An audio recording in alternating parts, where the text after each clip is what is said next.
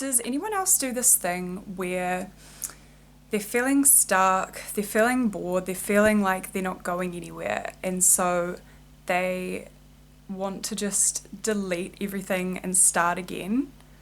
Like, delete Facebook friends, Instagram followers, and things, get rid of all their stuff, delete their emails, delete their phone contacts, just like clear everything out to some sort of base zero and just start afresh. Because that's how I've been feeling the last few days. I've talked about feeling stuck and feeling behind and things. And I think the reason I feel like just deleting everything is because it's sort of a way to have a clean slate and minimize the past and look forward to the present, you know? Like getting rid of the baggage that has come with me and yeah, just begin as this new version of myself that I want to be. And I suppose that's natural for people to want to, you know, rebuild their lives and restart and like a phoenix rising from the ashes and all that sort of fun stuff. But I don't know. In a way, it just feels a little toxic to want to completely eradicate your past or your more recent past as well. Like, these are the things that have built me and have made me who I am, and yet I want to just like get rid of it all and start again as if that will somehow make everything fall into place. So I have this habit at the moment of when I'm feeling a bit frustrated, feeling like things aren't going well, I will clean, and it's not like scrubbing things, vacuuming, that sort of cleaning, it's decluttering. And so multiple times this week I've pulled everything out of my wardrobe and just like sorted through it. And obviously doing that sort of thing is calming and soothing, so that's part of it. But it's also like when I look into my wardrobe, I see all these versions of myself that I used to be and I'm not anymore. Like I've got expensive clothing that I used to wear when I worked at a boutique on the fancy side of Auckland, and like I've got long hippie skirts, I've got like jewellery, not much jewellery, just like beaded bracelets and stuff that I used to wear, and they're just so not me. And like just seeing all that in there just feels like I'm clinging to these past versions of myself. And so I'm not getting rid of all of it, but like I have gotten rid of a lot of clothing and stuff because I don't want to carry that forward into the new version of me.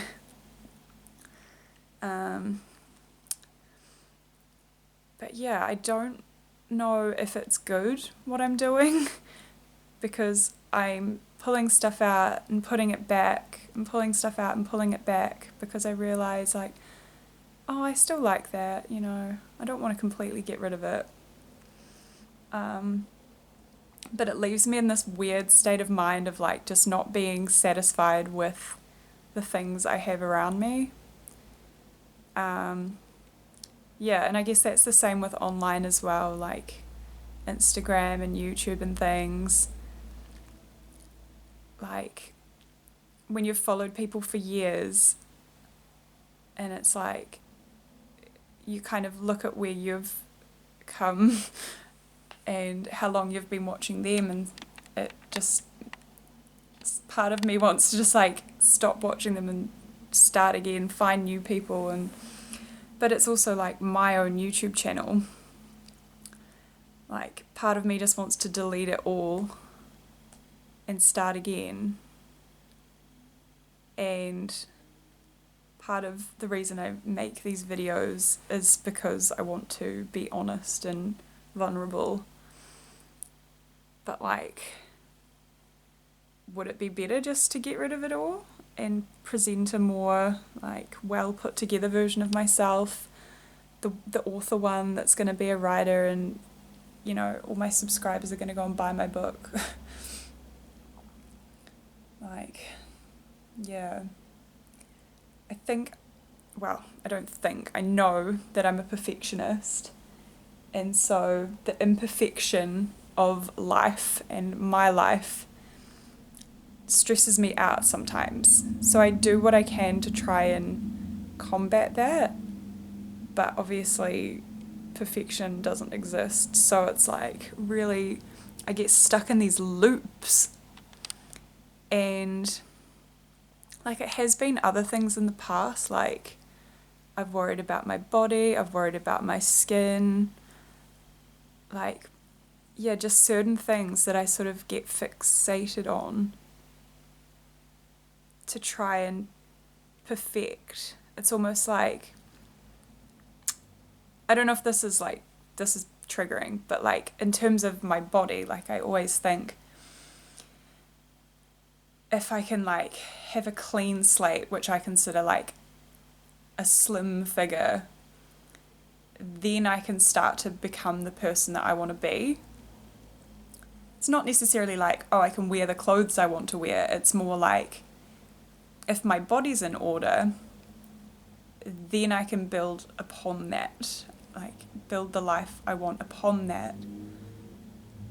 And yeah, I guess that's kind of what I'm thinking about, like my possessions and everything as well. It's like, once I get my perfect decluttered space, then I can start to build this new person who is just me, but like seems like someone else in the near future, like the version of myself I could be. Don't know. Yeah, it's just unusual. Yeah, a fresh start always seems so appealing.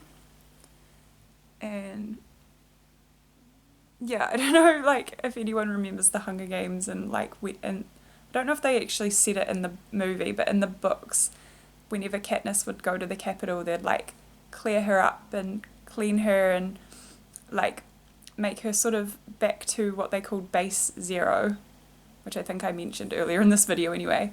But like, I sort of view my own life as that. Like, I want to be at base zero so that I can build upon that, so that the people in the Capitol can dress me in whatever. No, not really, but like, you know. Or like, if you're talking about singing or spoken voice, they refer to like the place where your voice sits naturally, which is lower for me naturally, as home base. And so when you start there, you can leave that place and build characters upon that. And yeah, it's like, if you don't have that solid foundation, if you don't have that base zero or that home base, and you're trying to build upon it, it's like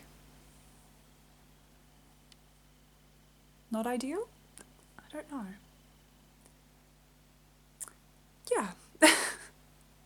These are some weird thoughts, but maybe it makes sense to someone else, you know, maybe fellow perfectionists out there, people that are scared to just jump into their new life. They feel like they have to achieve certain things before they can get there. I've struggled a lot with that with my writing as well. I always felt like everything had to be in order for me to sit down and write my book.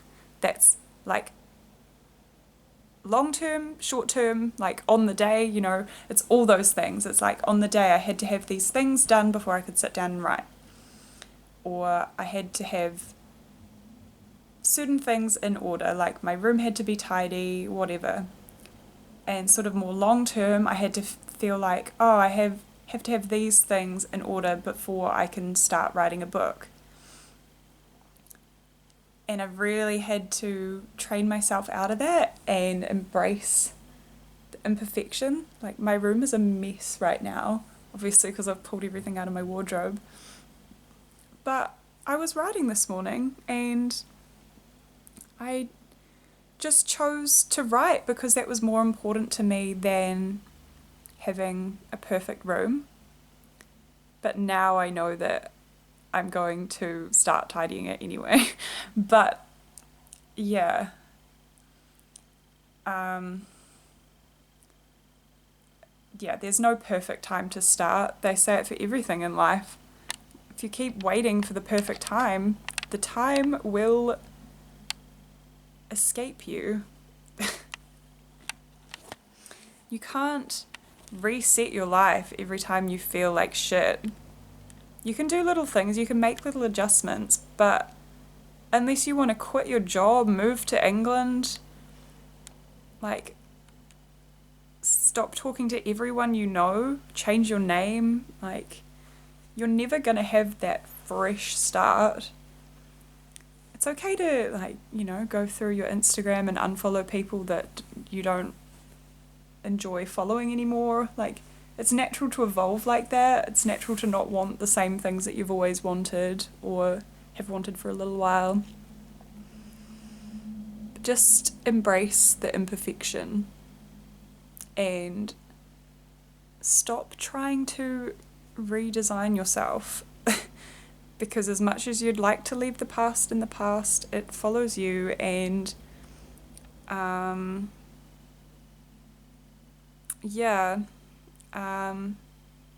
changing your physical space isn't always going to just make everything magically great.